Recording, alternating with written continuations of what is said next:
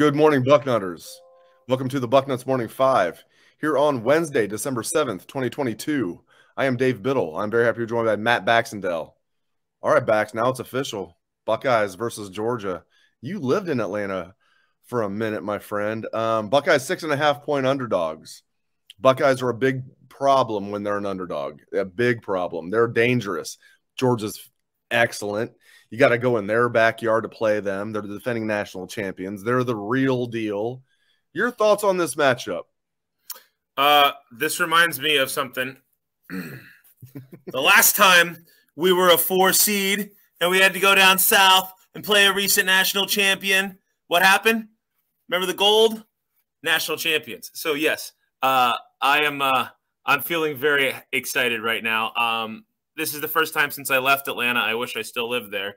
And let's just say it's going to be an awesome opportunity for Ohio State. Look, 2 weeks ago was terrible. We all agree on that. But guess what? Sometimes life gives you opportunities for redemption. And here's one far quicker than Ohio State could have dreamed. So let's go down to Atlanta in the heart of the South. And I tell you right now, everybody talks about that Zeke Elliott carry, 85 yards through the heart of the South. The last time that this happened, national championship for those of you who are just listening, not watching. The actual heart of the South is Atlanta, Georgia. Atlanta, right. That's the capital of the South. It is the crossroads of the South. The SEC championship is there for a reason. Everywhere in the South is within 10 hours of Atlanta. Everywhere. That is the centerpiece. The beating heart of the South is Atlanta, Georgia. So having the opportunity to play Georgia in Atlanta, there's a whole story waiting to be written here. And I, for one, am excited. And I think Ohio State fans are going to show up better than some people think because it's only like an 8-hour drive from Columbus to get there. Yeah, and I just booked my flight. It's I didn't just book it, did it yesterday. It's like an hour and a half flight, hour and 40 minutes. Correct. Exact. Yeah. Direct flight, hour and 40 minutes. Boom. All right, so let's get into this. Obviously, Georgia's fantastic. I mean, they're not as good as they were last year in my estimation, but I thought they'd take like I still thought they'd be very good this year, but I thought they'd take like a big step back. I think they've taken like a step back, but they're still better than I thought they would. They lost a ton to the NFL. And, man, their D-line is still full of a bunch of studs. Stetson Bennett a couple years ago back, so I was like, this guy, game manager, he's lucky to even be on a football field. He's turned into a really good college quarterback. I don't know if he'll be an NFL quarterback, but he's turned into a good college quarterback. Break down this Georgia team for me. What do you think they do really well? And do they have any holes that you see? So here's the interesting part about Georgia. They're a team that coming into this year, they lost literally the whole defense, right? And we all thought that step back, like you talked about, was going to happen. And it turns out they're maybe the only team in the South that actually played really legit defense this year. And so that's the hallmark of that team is they are hyper physical. All the credit we gave Michigan for being there, willing to punch you in the mouth. Georgia has every bit of that same attitude. And that is the heartbeat of that team. Without question. Here's another fun fact for you. Stetson Bennett, Heisman finalist, was born in the same year as 2016 Heisman finalist and ultimate winner Lamar Jackson. Literally the same age as Lamar Jackson. He's like 25 years old. Him and Jesse Mirko have the same birthday is what you're telling me? Yeah, right. Like I'm expecting Chris Wenke to walk in the door at this point. There's a throwback. But look, you have a super veteran quarterback who's been through all the wars. Even if he's not hyper talented, we saw Ohio State win a national championship with a bone-crushing defense, a strong running game, and a quarterback who was going to go out there and not make mistakes. Shout out Craig Krenzel. And at the end of the day, that's what Georgia has. That's what Georgia has. They have a 20-year later equivalent of that 2002 Ohio State national championship team. They got one high-end receiver, just like the Buckeyes. They got a pounding running game. They got a quarterback that everybody overlooks, and they got a defense that's going to punch you in the mouth. They're good. Plain and simple, they're good. So when I was a kid playing sports and coaches would say things like, hey, guys, sports are 90% mental and 10% physical, I'd say that's the dumbest thing I've ever heard. Because, when we're in like 5th and 6th grade, we're very, we're definitely smarter than the coaches. I'm a huge believer in the mental side of sports now, a huge believer. I'm not going to go as far as to say it's 90-10. I still don't believe that.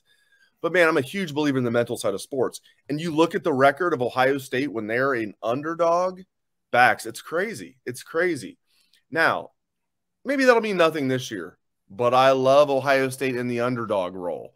6.5-point underdogs in this game. You're going to Atlanta to play the defending national champions in their own house. It'd be like somebody coming to play defending national champion Ohio State in Cleveland Brown Stadium if they had a dome on there, or Cincinnati Bengals Stadium if they had a dome on there, or even Indianapolis. What do you make of Ohio State as an underdog in a big game? It doesn't happen very often, and when it does, Buckeyes usually show up. Yes, they do. And I'll be honest, I also think that going into the Michigan game, most of us thought Ohio State was the most talented team in the country this year. I don't know if I necessarily feel differently. I think Ohio State let that mental side of the game beat them in the Michigan game. Mentally, they're sitting there thinking we should be up 24-3 at halftime, and they weren't. And when it went against them, it went hard against them. I think playing Georgia first is actually a better thing for them because they're not going to have that whole in their heads about, oh, gosh, it's Michigan, and we're not going to screw this up, right? They're going to go out and they're going to try to fight for it, right? Plain and simple. They're going to fight. And look, here's the thing. All the SEC people are going to tell you, the SEC is different. The SEC is different. The SEC is different. Hey, Dave, did you know the SEC is different? What's happened the last couple of times in major games when Ohio State's played SEC teams, right? Bama beat us in a title game. Okay, shit happens. What about the time we beat Bama, right? What about the time we beat Arkansas in the Sugar Bowl? Ohio State has showed up in the last decade in these games, right? And losing that Bama team in the national championship game where we're missing half of our starting defense to COVID is no shame. Like, I don't know what else to tell people, right? Chase Sherman getting hurt on the first play, right? Yeah, right, exactly.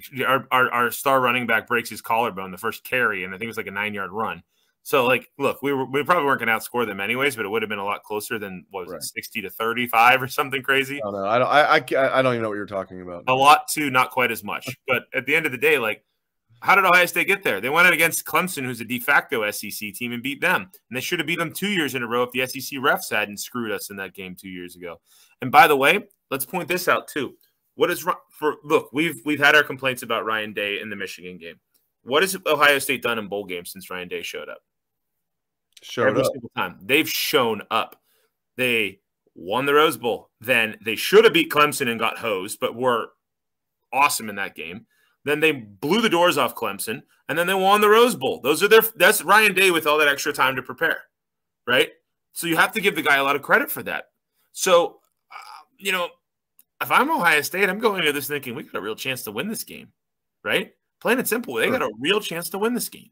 For sure, it's 6.5 point. I mean, even the odd. I mean, I look at it like the betting odds 6.5. Even if you don't feel like Ohio State's going to win this game, if you're a betting man or woman, I would say put maybe put the money line on it if you really like Ohio State. I love the point spread for Ohio State. I think this is going to be a field goal game, and I won't be surprised if Ohio State wins by a touchdown. There's no way it's going to be a blowout either way, in my opinion. And there's a chance Georgia's going to take Ohio State, a little bit lightly, despite. I give Kirby Smart a lot of credit. He's been classy as heck with everything he said. Oh, yeah. He's been trying not to let this get into his guys. The rat poison. Exactly. I can't wait to hear what their players say because they might not be like quite like because you know what they're thinking. They're thinking, okay, yeah, Ohio State, just got blown out. You got your doors blown off. You aren't come to our house. We're Georgia. We just won the net. We SEC. That's where the mental side of sports comes in. Like you think that you're going to kick somebody's ass. And they come in hungry, and they have nothing to lose. And the shark eats them. And we've seen it time and time again. We've seen it in sports in general, but let's just look at Ohio State football.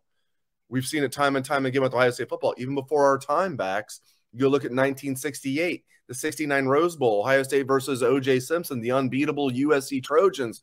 Buckeyes beat them 24-12 in the Rose Bowl in USC's backyard, when no one gave Ohio State a chance in that game. Miami, Alabama. Remember Florida? Yeah, we don't want to talk about it. I wasn't the other way.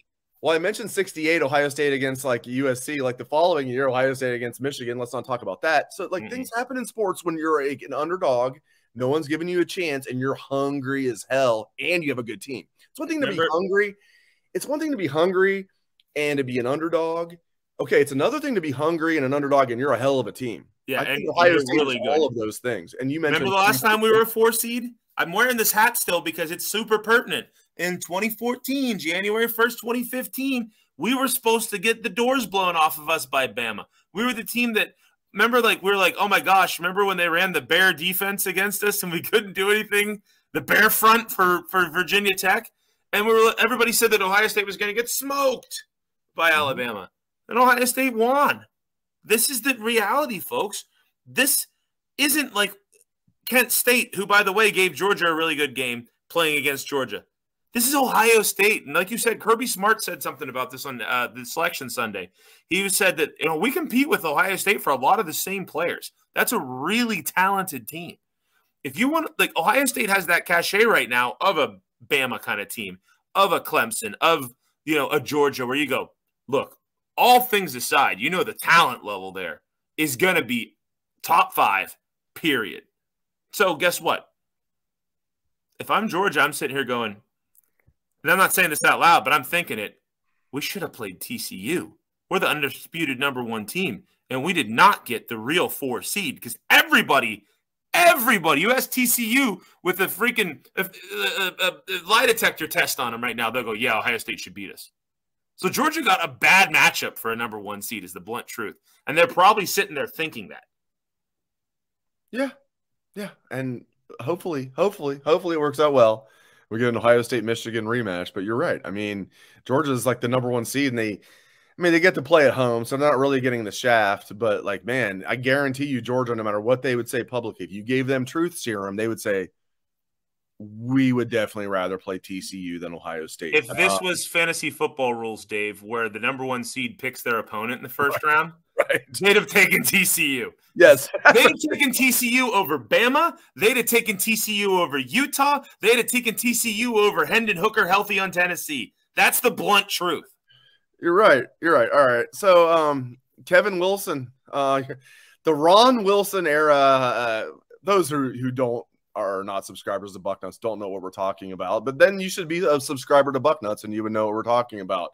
So the Ron Wilson era at Ohio State is now over as offensive coordinator. Kevin Wilson moving on to Tulsa as head coach. What do you make of that? I mean, like, first of all, we know Ryan Day is the real offensive coordinator. You and I have both been Kevin Wilson fans. What do you make of him moving on to Tulsa? Who do you think will replace him? Are they going to go from within with Justin Fry or Heartland? Are they going to bring in some fresh blood? Does it not matter because Ryan Day is the offensive coordinator anyway? A lot to unpack there, Mr. Baxendale, but unpack it for me. So, first of all, correct me if I'm wrong here, Dave, but didn't Kevin Wilson's oldest kid graduate a year or 2 ago from high school, right? I think his kids are done now, right, with high school, right? Yeah, well, Toby's been on Ohio State's team for 2 years. That's his second year at Ohio State. Yeah. Toby, yeah. So that's my point. So it's not like his kids are still here coming up. And there's been talk for, how many off seasons in a row since he came here from Indiana. Remember you and I had this conversation like, holy hell, go get that guy, right? That was like 6-7 years ago now. We're like, get him. He's so good, right? Like, and to our credit and to his credit more than us, he proved us right. But the reality is, I think there's been talk for 2 or 3 years that Ron's wanted another head coaching opportunity, right? Like, he did a good job at Indiana. There was the whole, players complaining about him being too tough stuff that really didn't seem like it was anything when he was immediately hired by Ohio State, and nothing ever came of it. So he kind of bided his time like we thought he initially would, won some games like we knew he initially would. And maybe it's a little longer than we thought he would have been here. I wouldn't have thought it would take this long for him to get another job. True. Or maybe he's been holding out for another one of those major jobs and just decided, I'm not going to get a Power 5 job, so I'm going to go get a job at a good program like Tulsa that has shown in the past that it can win its conference and recruit well. Good for him. That's the simplest answer I can say is that this is a guy who we were lucky enough to have for as long as we did. Because this is a guy who was a stud offensive coordinator in a number of places. Flip side of that is replacing him. I firmly think Ohio State needs to go outside the program and bring in an OC.